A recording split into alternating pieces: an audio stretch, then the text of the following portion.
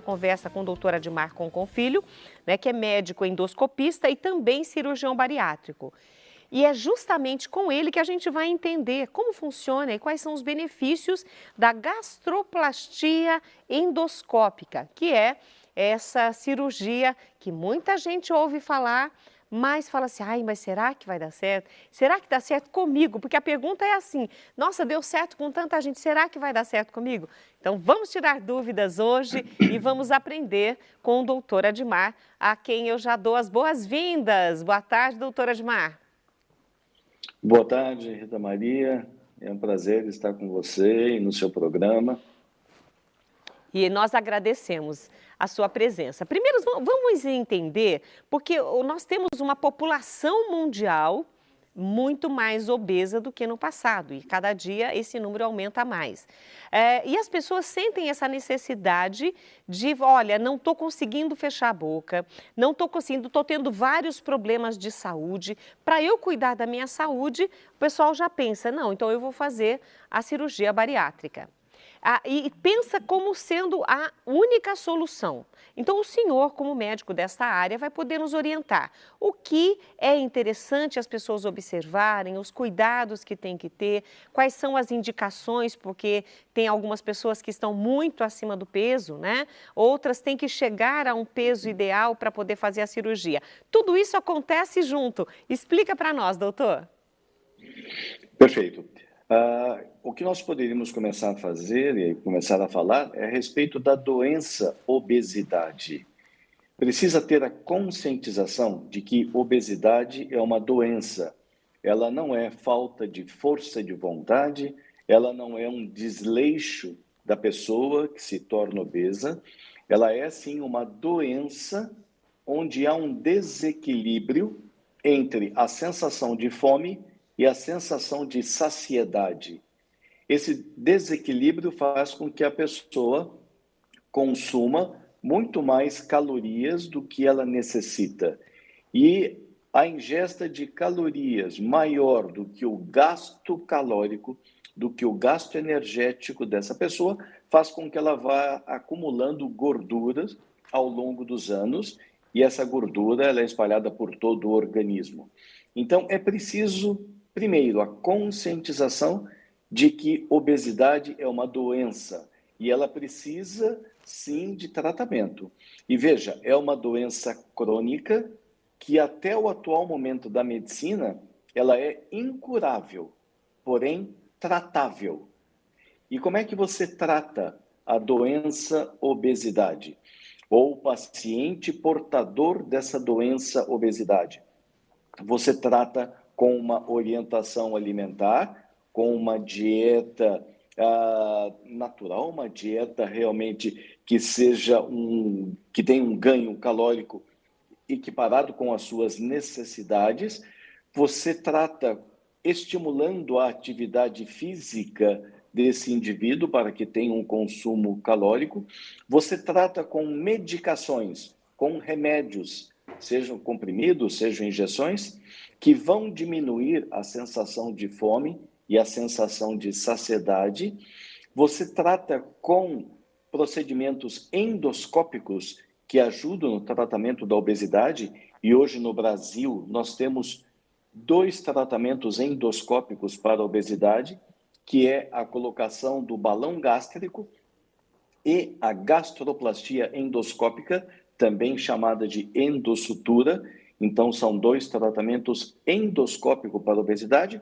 E nós temos até a cirurgia bariátrica, que é a cirurgia da obesidade mórbida, que seria a última etapa ou a última escala nesse processo de tratamento da doença obesidade. Então, ele vai desde uma orientação nutricional, uma orientação alimentar, até uma cirurgia bariátrica. Isso depende do grau de obesidade que o indivíduo tem e das comorbidades, das doenças que ele apresenta provocados pela obesidade. Ou seja, a indicação para qualquer um destes procedimentos começa primeiro com a orientação nutricional e caso seja necessário nesse paciente, porque todos os procedimentos não estão resolvendo, em último caso seria a cirurgia bariátrica? Ou o paciente pode, não, doutor, eu gostaria de fazer. Existe essa possibilidade também do paciente opinar? Ou a opinião é somente do médico olhando todos os exames e o quadro clínico do paciente? Perfeito. Quando a gente fala na indicação do tratamento da obesidade, a gente tenta até classificar essa obesidade e a forma mais prática e mais fácil de você classificá-la é através do índice de massa corpórea, o chamado IMC. O IMC ele é calculado pelo peso do paciente dividido pela altura elevada ao quadrado. Então, com isso, você vai ter um IMC, você vai ter um valor, e você tem o valor do IMC de até 25 de uma pessoa com IMC normal, de 25 a 30 você tem o paciente com sobrepeso, com 30 a 35 você já tem uma obesidade leve, grau 1, 35 a 40 uma obesidade moderada, uma obesidade mórbida, e acima de 40 a obesidade mórbida já propriamente dito.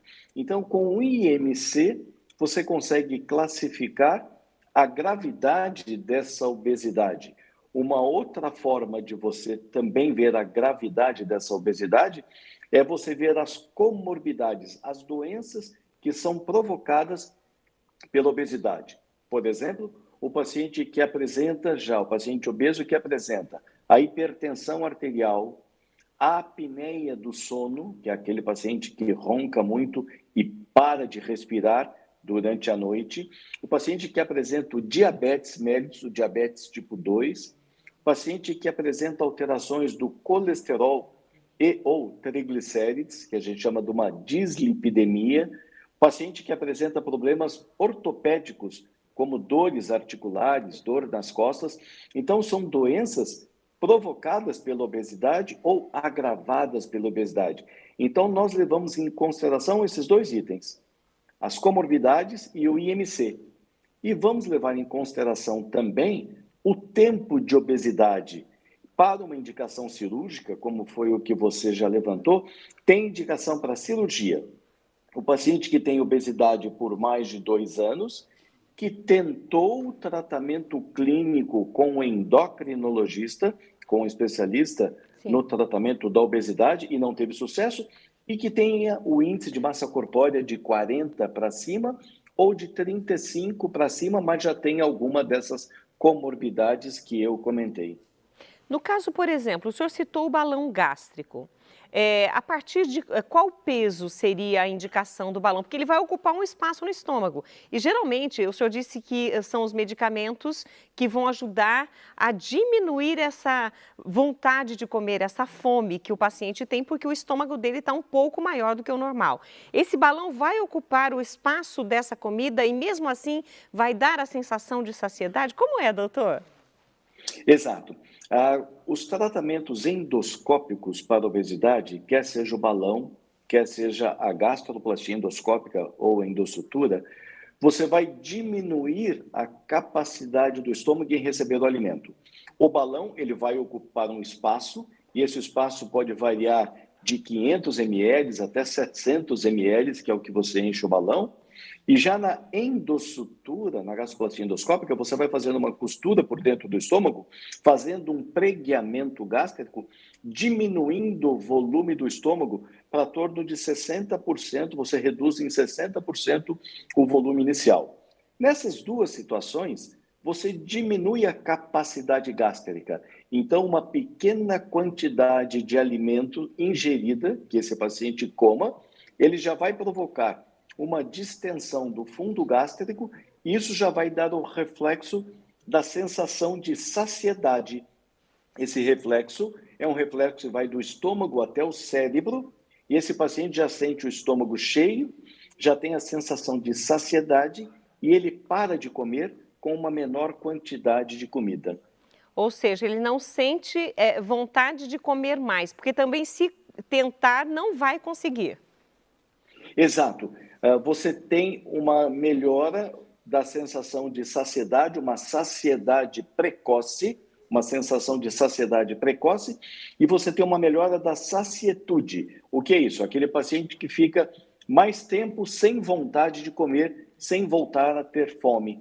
Então, a hora que você melhora ou reduz a sacietude, a hora que você melhora essa sensação de saciedade precoce, o paciente ingere menos, ele come menos e, com isso, ele vai ingerir uma quantidade de calorias menor do que ele gasta no dia a dia. Com isso, ele emagrece.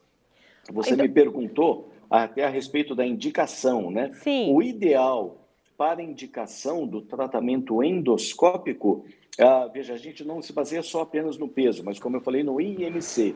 O balão gástrico já tem indicação para o IMC a partir de 27. Então, aquele paciente que já tem um quadro de sobrepeso, ele tem indicação, já pode colocar o balão. A endossutura, nós temos a melhor indicação para a endossutura, aquele paciente que tem obesidade leve, grau 1, que é o IMC de 30 a 35.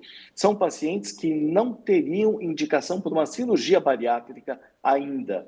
O seu IMC não chega num valor que ele já teria uma indicação para uma cirurgia bariátrica.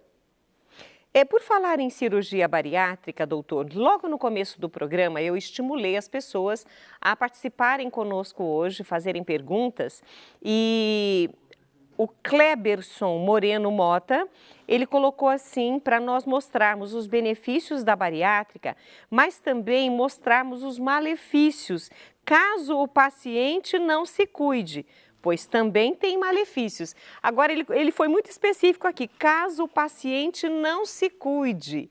Isso é importante, ou seja, seguir as orientações médicas num procedimento como esse, no caso dele aqui que ele colocou na fala, a bariátrica é algo bem delicado e exige muito cuidado, não só por conta dos médicos e equipe de cuidado, mas também do próprio paciente, né? O que o paciente tem que pensar a partir do momento que ele faz qualquer um destes procedimentos? O que ele tem que fazer? Perfeito. A pergunta do Cleberson é excelente. Veja, a cirurgia bariátrica, ela não faz milagres. A cirurgia bariátrica é um instrumento que você oferece ao paciente, mas ele tem que ter também uma mudança de comportamento. Quando nós fazemos uma cirurgia bariátrica, nós operamos o estômago e o intestino. Nós não operamos a cabeça do paciente.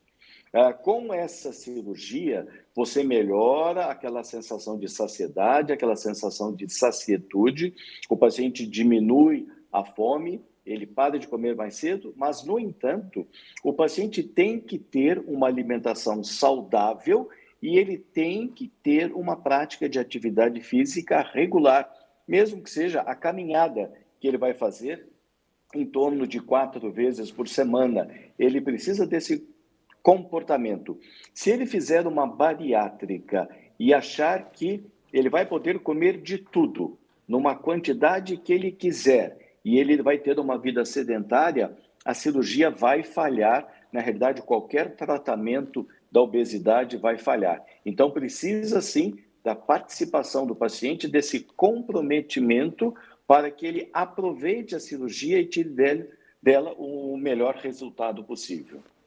Olha, eu tenho uma outra pergunta aqui, doutor. Nós já estamos encerrando a nossa entrevista, mas eu não posso perder a oportunidade de responder para Maria Geralda Rocha, lá de Mercês, Minas Gerais. Ela colocou assim que ela tinha muito problema no estômago, ela fez uma endoscopia e deu bactérias. E aí ela tratou, né? E dentro de 15 dias melhorou a dor, tudo, mas ela não podia fazer outra endoscopia. Depois de 4 meses ela fez e aí deu gastrite, né? Ela gostaria de saber se isso é normal. É normal. Você pode ter a gastrite, que é uma inflamação do estômago, por alguns motivos. Por exemplo, o aumento da produção de ácido do estômago, que ele pode acontecer até por uma situação de estresse, por um período de estresse que o paciente está passando, ele pode aumentar a produção de ácido do estômago, o que agride o próprio estômago. Ele pode ter uma gastrite medicamentosa, ele tomou remédios, um anti-inflamatório por conta de uma dor ortopédica, uma dor articular, dor no joelho ou nas costas, e às vezes o anti-inflamatório agride o próprio estômago. Ele pode ter uma gastrite pelo uso do cigarro, por ser um tabagista. Então, essa inflamação do estômago pode ser provocado pela bactéria, o Helicobacter pylori, mas pode ser provocado por esses outros fatores, como eu comentei, remédios, estresse, cigarro, o excesso de bebida alcoólica, que também pode agredir o estômago. Doutor, eu quero agradecer a sua participação comigo. Espero que as pessoas que prestaram atenção na sua conversa fiquem alertas. Primeiro, em relação à obesidade, né? Busquem através da alimentação, dos exercícios físicos, que foi como o senhor começou a nossa explicação, para evitar, né, gastar mais do que o que come, do que o contrário. Evitar essa obesidade que pode trazer muitos outros problemas e na necessidade de uma indicação tanto do balão quanto desse pregueamento que o senhor disse, ou mesmo da própria bariátrica, que procurem um profissional que os acompanhe, que os oriente, para que tenham aí vida longa e muita saúde. Eu quero agradecer a sua participação comigo. Nós é que agradecemos, Rita Maria, o honroso convite em estar participando com você e com os seus ouvintes, com os seus telespectadores, tá bom? Estamos à disposição. Muito obrigada e até breve. Até breve, se Deus quiser. Um abraço a todos. Um abraço.